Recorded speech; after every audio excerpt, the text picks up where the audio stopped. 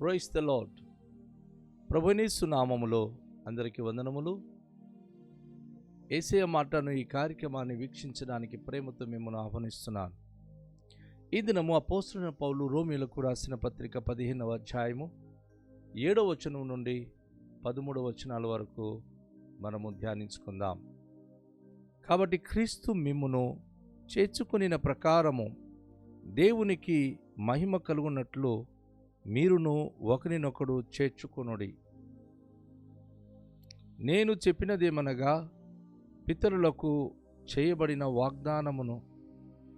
వాగ్దానముల విషయములో దేవుడు సత్యవంతుడని స్థాపించుటకును, అన్యజనులు ఆయన కనికారమును గూర్చి దేవుని మహిమపరచుటకును క్రీస్తు సున్నతి గలవారికి పరిచారకుడాయన.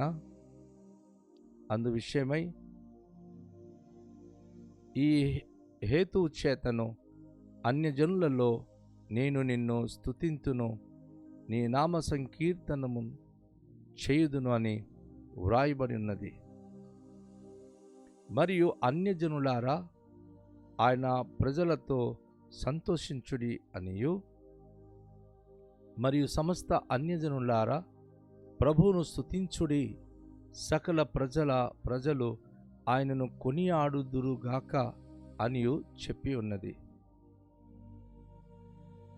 మరియు యెషయా ఇలా చెప్పుచున్నాడు, యెషయాలో నుండి వేరు చిగురు అనగా అన్యజనుల నేలుటకు లేచువాడు వచ్చును, ఆయన యందు అన్యజనులు నిరీక్షణ ఉంచుదురు. కాగా మీరు పరిశుద్ధాత్మ శక్తి పొంది విస్తారముగా నిరీక్షణ గలవారవుటకు నిరీక్షణకర్తయగు దేవుడు విశ్వాసము ద్వారా సమస్త ఆనందముతోనూ సమాధానముతోనూ మిమ్మును నింపును గాక. ప్రభునందు ప్రియమైన వాళ్ళారా, ఈ వాక్య భాగములో పాత నిబంధనలో దావీదు భక్తుడు కానీ ప్రవక్త యెషయా కానీ చెప్పిన మాటలను ఎత్తి ఇక్కడ అపోస్తలుడైన పౌలు మనకు చాలా చక్కని విషయాలు తెలియజేస్తున్నాడు. క్రీస్తు మిమ్మును ఎలా అయితే చేర్చుకున్నాడో అలాగే మీరు దేవునికి మహిమ కలుగునట్లు ఒకరినొకడు మీరు చేర్చుకోండి.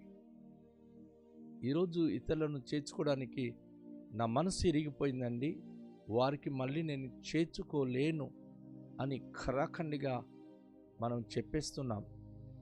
కానీ వాక్యం మనకు బోధిస్తుంది, కాదు, మీరు బలహీనుడుగానే ఉండగానే యేసయ్య మిమ్మును చేర్చుకున్నాడు కదా. మీరు ఎన్నో విషయాల్లో లోపం ఉన్నప్పుడు కూడా ప్రభు మిమ్మును చేర్చుకున్నాడు కదా, మరి మీరెందుకు మీ సహోదరులకు చేర్చుకోవట్లేదు? కనుక దేవునికి మహిమ కలుగునట్లు మీరును ఒకరినొకరు మీరు చేర్చుకోవాలి. ఎవరికి ఎవరు మీరు విరుద్ధులుగా ఉండకూడదు అని అపోస్తలుడైన పౌలు ద్వారా ప్రభు మనతో మాట్లాడుతూ ఉన్నాడు.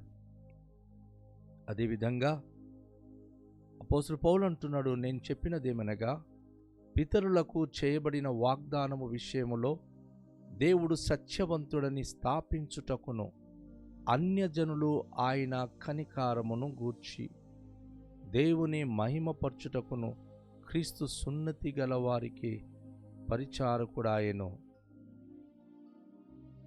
ప్రభువైన యేసుక్రీస్తు వారు యూదులకు ఇశ్రాయేలీయులకు పరిచారకుడిగా ఈ లోకానికి వచ్చినప్పుడు ఆయన ప్రారంభంలో ప్రవక్త యెషయా గ్రంథంలో చెప్తాడు, అన్యజనులు దేవుని మహిమను చూడబోతున్నారు.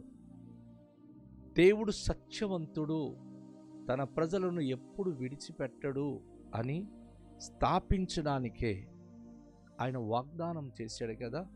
ఆ వాగ్దానము నెరవేర్చువాడై ఉన్నాడు. సకల అన్యజనాంగము దేవుని ప్రజలకు దేవుడు ఎలాంటి సహాయము చేయుచున్నాడో, వారికి ఎలా పరిచర్య చేస్తున్నాడో ఆయన రుజువు చేయగలిగిన వాడై ఉన్నాడని అపోస్తలుడైన పౌలు ఇక్కడ మనకు తెలియచేస్తున్నాడు. అవును, తన స్వకీయులైన ప్రజలకు ఆయన చేసే కార్యములు, తను బయలుపరిచే రక్షణ అనుభూతులు ప్రపంచమంతా తెలుసుకోవాలి. అందుకే వారికి పరిచారకుడుగా ఆయన మారాడు. ఈ విషయంలో చాలా అద్భుతమైన అనుభూతి అపోస్తలుడైన పౌలు మనకు క్రీస్తు ప్రభు జీవితం ద్వారా నేర్పిస్తూ ఉన్నాడు.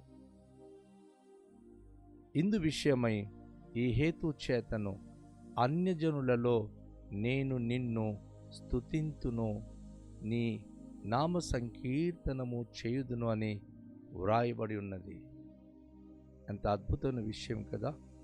దావీదు మహారాజు అన్య జనాంగం ఎదుట దేవుని మహోన్నతమైన నామానికి మహిమపరుస్తూ అన్యజనులు దేవుని యొక్క అద్భుత కార్యముల గురించి కీర్తించినప్పుడు, ఇశ్రాయేలీయులు దేవుని యొక్క మహిమను వివరించినప్పుడు సకల అన్యజనాంగములు చూచి వీరి దేవుడు వీరి కొరకు గొప్ప కార్యములు చేసెను అని చెప్పుకునే రీతిగా దేవుడు తన నామాన్ని స్థాపించి ఉన్నాడు అని చెప్పి ఇక్కడ అపోస్తలుడైన పౌలు పాత నిబంధన గ్రంథంలో ప్రవక్తలు చెప్పిన మాటను ఆయన వివరిస్తూ ఉన్నారు. అదే సమయంలో ప్రవక్త యెషయా గ్రంథం ద్వారా కూడాను ఆయన మనకు కొన్ని మాటలు తెలియచేస్తున్నాడు. మరియు అన్యజనులారా ఆయన ప్రజలతో సంతోషించుడి అనియు, సకల అన్య జనాంగానికి దేవుడు అంటున్నాడు, నా ప్రజలతో మీరు సంతోషించాలి. దేవదూతలు స్వయంగా యేసు ప్రభు జననమైన దినమున వారి భూలోకానికి వచ్చి గొర్రెల కాపర్లకు ఒక మాట చెప్తారు, ఇదిగో ప్రజలందరికీ కలగబోయే మహా సంతోషకరమైన సువార్తమానమని ఆ రోజు సువార్త ప్రకటించారు. ఆ సువార్త ఏమిటి? అందరికి రక్షకుడు పుట్టి ఉన్నాడని. అందుకే అన్యజనులారా ఆయన ప్రజలతో సంతోషించుడి. ఈరోజు ఇశ్రాయేలీయులు కానీ యూదులే కానీ అన్యజనం కూడాను వారితో కలిసి ప్రభును స్తుతించేలాగున సంతోషించేలాగున రక్షకుడు అందరి కొరకు జన్మించి ఉన్నాడన్న గొప్ప అద్భుతమైన వార్తను ప్రకటింపచేసినట్లుగా అపోస్తలుడైన పౌలు మనకు తెలియచేస్తా ఉన్నాడు.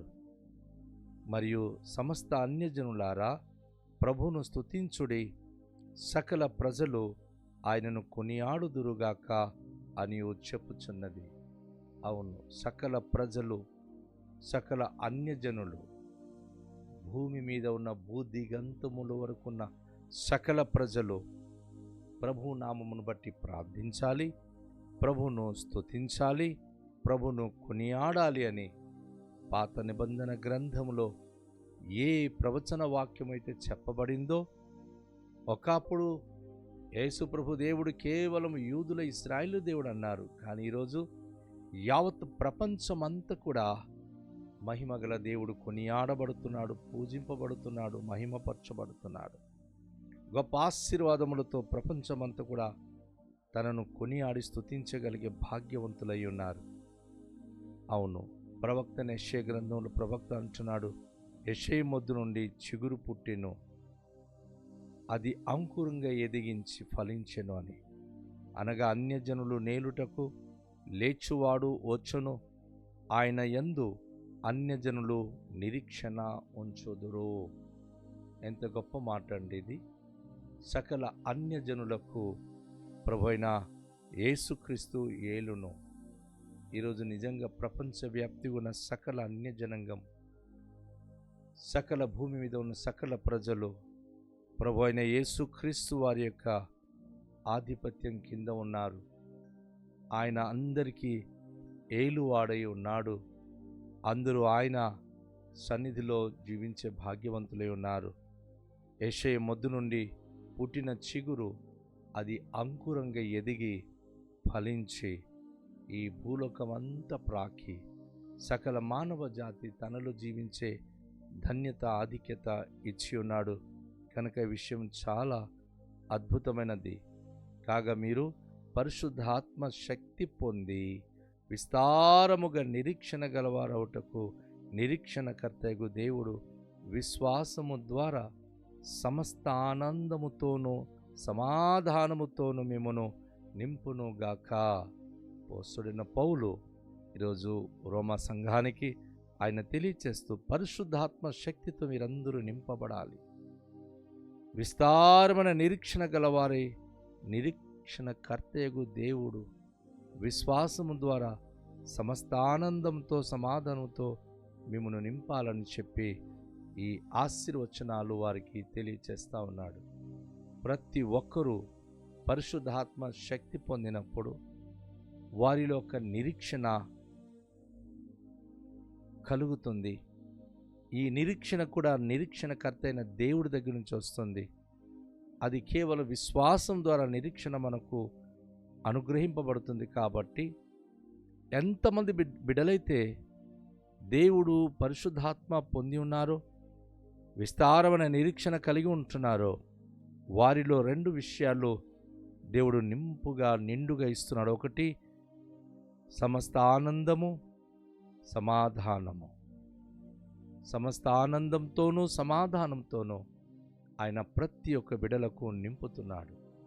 నా ప్రియ సహోదరి, నా ప్రియ సహోదరుడా, పరిశుద్ధాత్మ శక్తి పొంది నువ్వు సంతోషంగా ఉండగలుగుతున్నావా? అందరితో సమాధానం కలిగి ఉండగలుగుతున్నావా? నీ గుండెలో సమాధానం లేకపోతే, నువ్వు నిజంగా సంతోషంగా లేకపోతే, ఈరోజే నువ్వు దేవుని ఎదుట మోకరిల్లి దేవునికి నువ్వు ప్రార్థన చేయి. ప్రభువా, నీ పరిశుద్ధాత్మ శక్తితో నాకు నింపు, సమస్త ఆనందంతో సమాధానంతో నన్ను నింపు. నిరీక్షణకర్త అయిన నా దేవుడవు మీరు, విస్తారమైన నిరీక్షణ నాలో నువ్వు నింపు ప్రభువా అని దేవునికి అడుగుదాం. దయగల తండ్రి, మీకు వందనాలు.